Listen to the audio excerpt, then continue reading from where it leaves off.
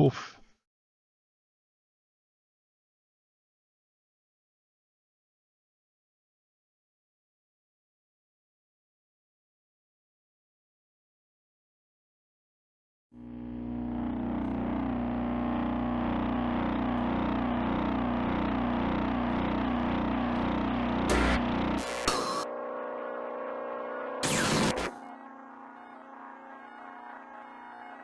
Okay.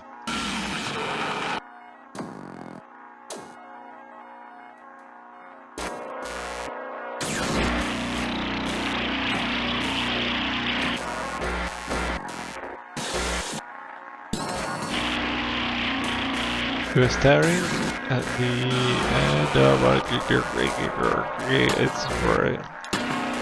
Ha! This thing is in rough shape. Try blowing on it.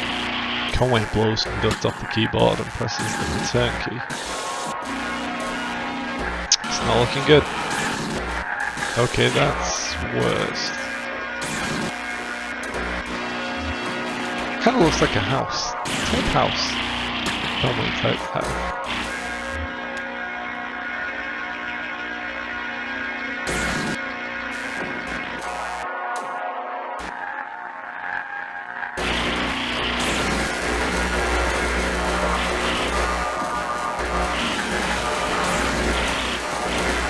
It's a machine. Sounds like it's getting angry. And loud.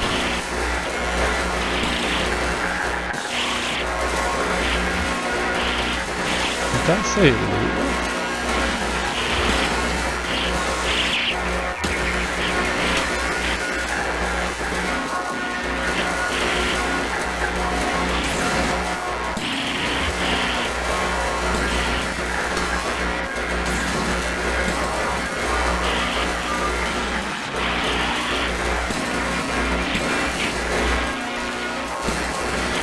I can't tell what she's saying. Oh, I have my portable geyser with me. Old systems like this one can build up remnant magnetic field that can warp everything along whatever pattern it's settled into, you know? The geyser clears that up by suddenly shaking the magnetic field around it until it's uniform again. That's what I like to think of it anyway, like shaking a snowball. Worth a shot.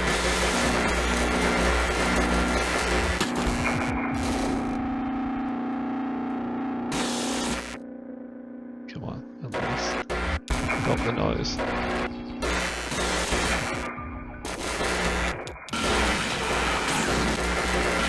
Oh, I think I broke it.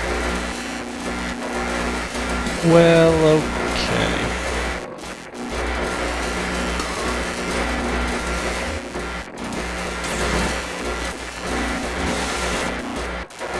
Premature end of file. Press any key to quit. This is a lost cause. What a piece of junk. Okay. Please be over. Okay. It's not over. But at least we don't have to put it with that machine no more.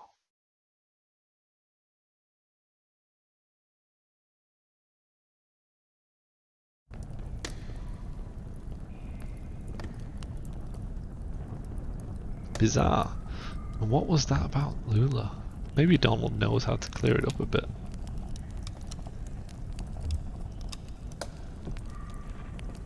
I don't know. I think Donald knows what's going on.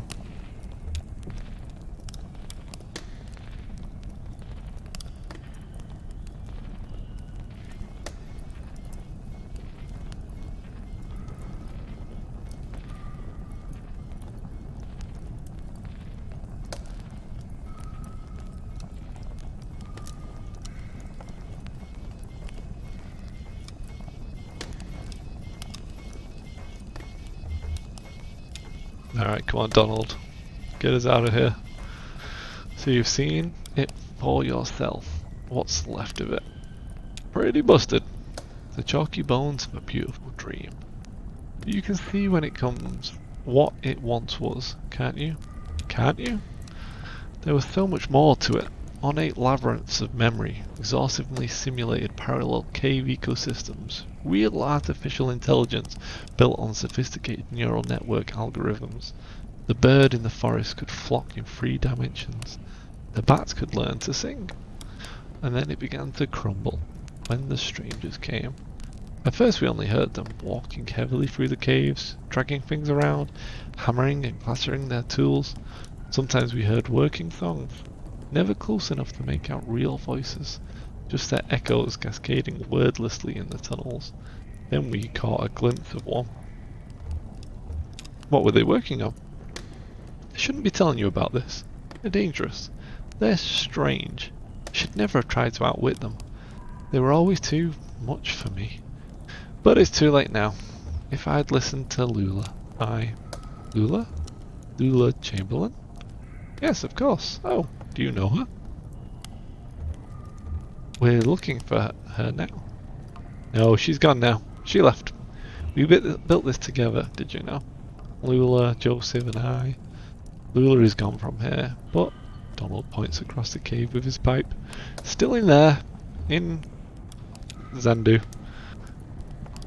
I don't know where Lula is now, or how to get there from here, or how to unwind that damn tangled highway, but Xanadu, before its ruin, was faultless as an oracle. A shrine to perfect simulation, until, but maybe?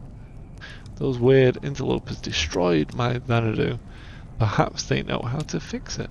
It may be dangerous. I've spent many eager seconds to negotiate with them, to repair my masterpiece. Back there, that tunnel, push back the vines, crawl out into the darkness, watch your step.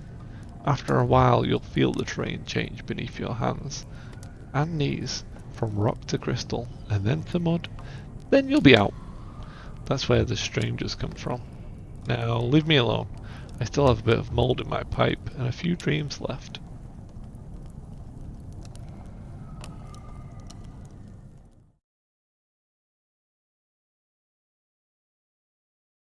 Wow, this act just keeps going. They really packed a lot into this one compared to the prior two.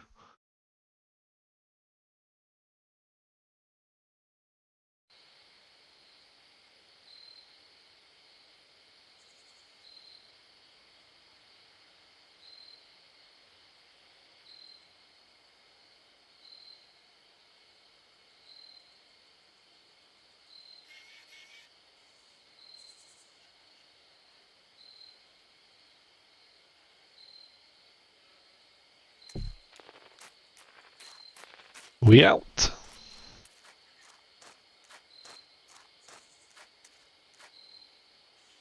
Well, this can't be right. Looks like an old church. It's muddy. Yeah, that's what he said. Crystals and then mud. Okay. I want to stay outside. Why? I think I saw a lizard. I'll stay with him. Okay, we'll make it quick. Huh? Oh, okay. I'm the boy now. I get to look at stuff.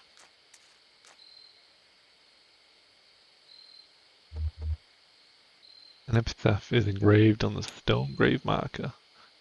Jerry Sinkind, generous disposition, will be missed.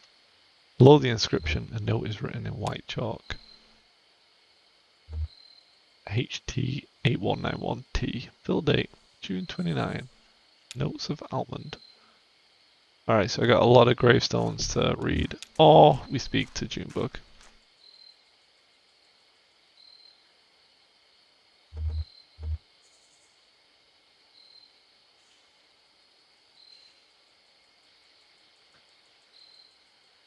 Find any lizards?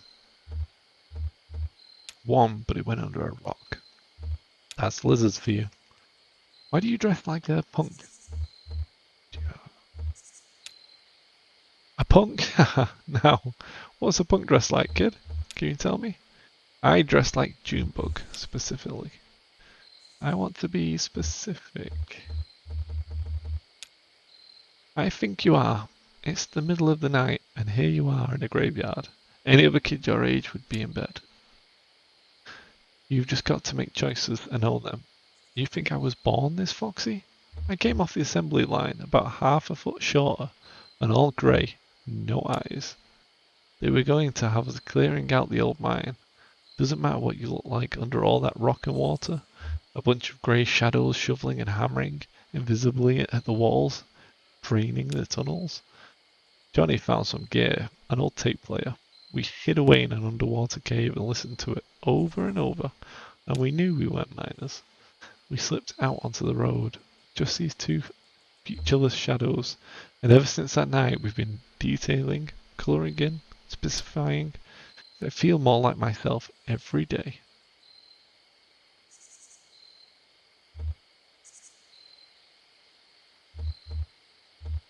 I feel less like myself without my folks.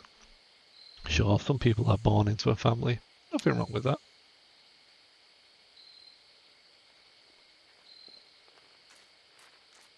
That was quick. There you are. What'd you find in there? It wasn't... Hey, what's going on? You look flushed, old man. It doesn't matter.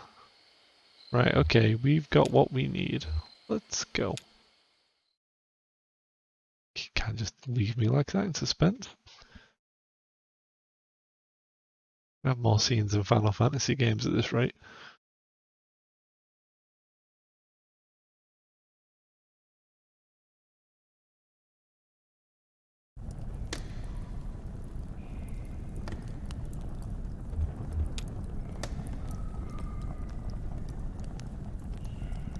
Singing softly. Trace an orbit round the road and close your eyes with holy dread. But we are mould and whiskey fed and drank from rivers down below. We found your strangers. We know how to fix your damn machine, but I'm not sure it was worth it. Oh, soon the visitors will return. What have you found?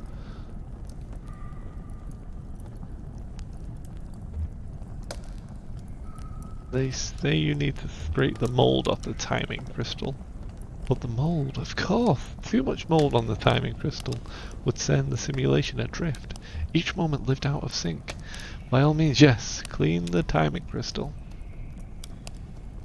Alright, time to go clean the timing crystal. Can't believe I didn't think of that the first time around.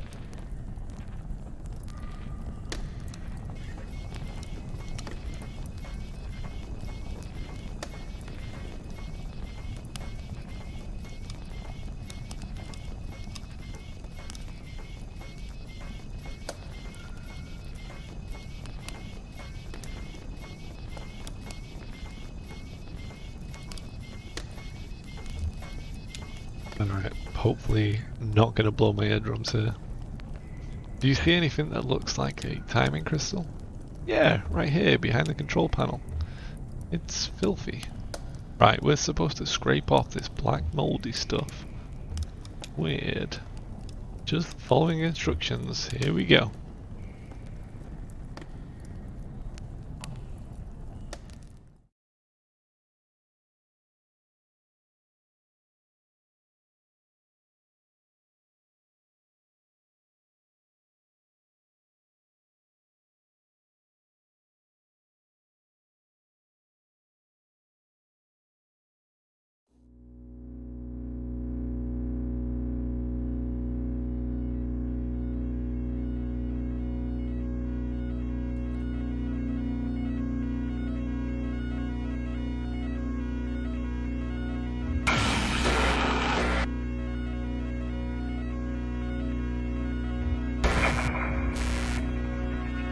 I don't wanna do it too much.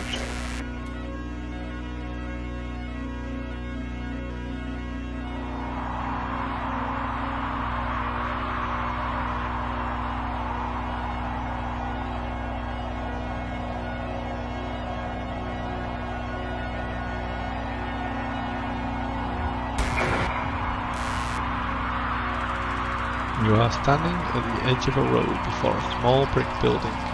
Around you is a forest. Let's check out the building.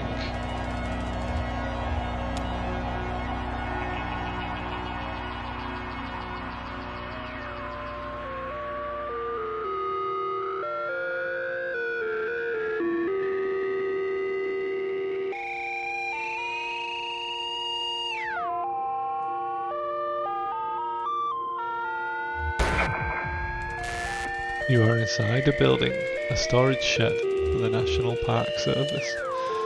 There is a sensible, modern electric lantern nearby. Yeah, let's get a lantern. It's going to help us go through the forest, I guess.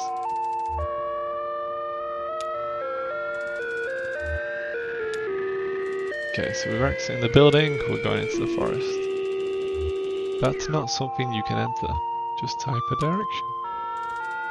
Okay, we're going to go north.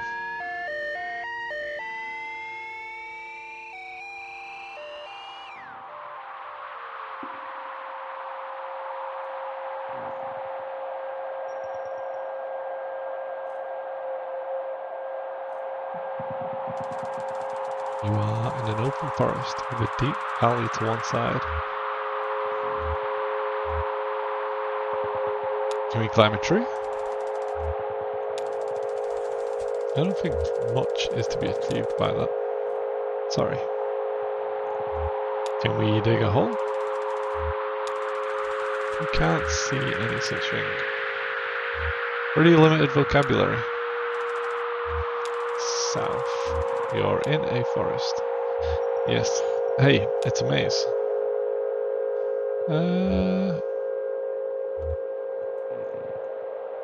Let's go east. You're in forest. Lula is here, soldering replacement components in a small handmade radio. Oh, we should talk to her.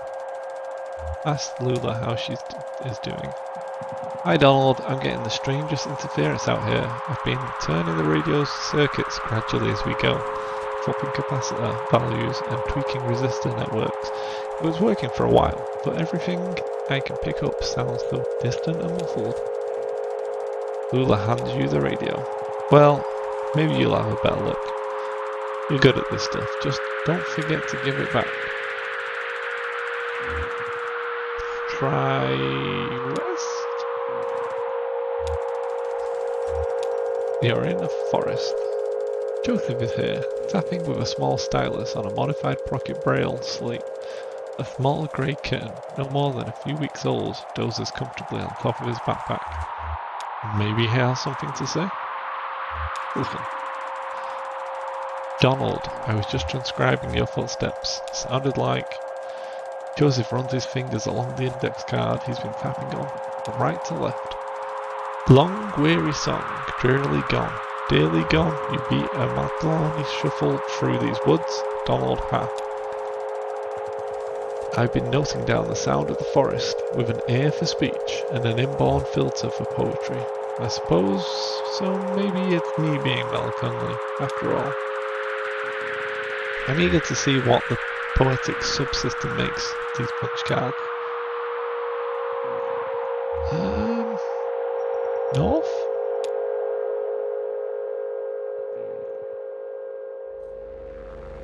At the edge of hole.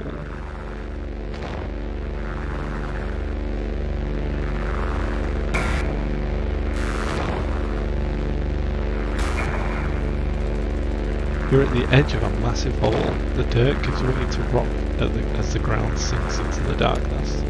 The computer tied to your upper back slickens with sweat in the afternoon sun. Rope flung around your shoulders slipped under the strap of your backpack, digging uncomfortably against your collarbone.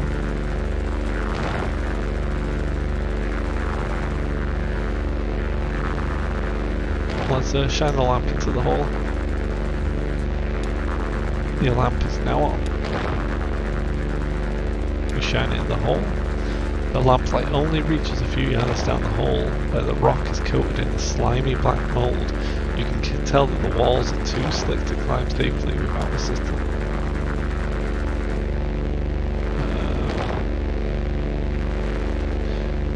Try using the rope to climb down safely. The rope is tied snugly to a tree trunk. Your feet slip a few times on the slimy rock, but you remain stable. Lula and Joseph descend carefully after you.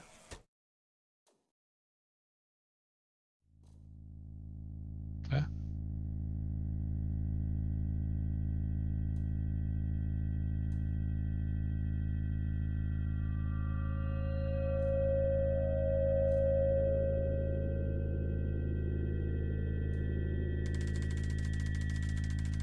Mira and Bedquilt, a long east-west passage with holes everywhere. Joseph and Lua remove the computer equipment they are carrying on their backs and begin setting up. That's the last trip, so everything's down here now. Let's set up the gear. I only understand you as far as wanting to set the up above. Set the up above? Lula looks pensive. Ask her where the treasure is. Ha! If we knew that, we wouldn't have to set up down here. I know you think this environment will help our project. Get us in touch with a deep romantic reverence for some kind of profound natural spookiness. But I was more comfortable in our lab. The university picked the worst time to cut our funding. Typical institutional stinginess and academic politics. I mean, I felt like we were getting really close to something. Anyway, I don't know if it's sustainable down here. You know, to live and work here together. Ask her about the cave. Having a second thought? I don't blame you. It's unsettling down here. Weird acoustics. Earlier, as we were climbing down, I thought I heard voices for a moment. Or not voices themselves, but the echo of voices, singing. Some kind of eerie, tuneless working song. I'm glad I'm not down here alone. Joseph looks uncomfortable. Jealous. Hey Donald, can you help me wire up these generators? I'll assemble the synthesizer, but I could use some help with the serial interface, if you have time. You hear an unfamiliar echo from the tunnel to the east.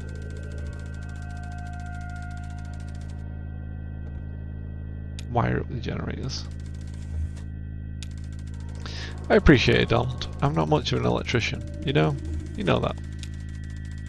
Joseph hands you a bundle of wires. His kitten curls up on a spool of cabling. Listen, the three of us had a good thing for a minute, wouldn't you say? I'm at the old place before it got ugly. I'm saying we came down here to work, to really do it. Xanadu, and I mean we've got to be rational about this. All three of us have got to put our feelings aside for a bit and be rational. Do you know what I'm saying?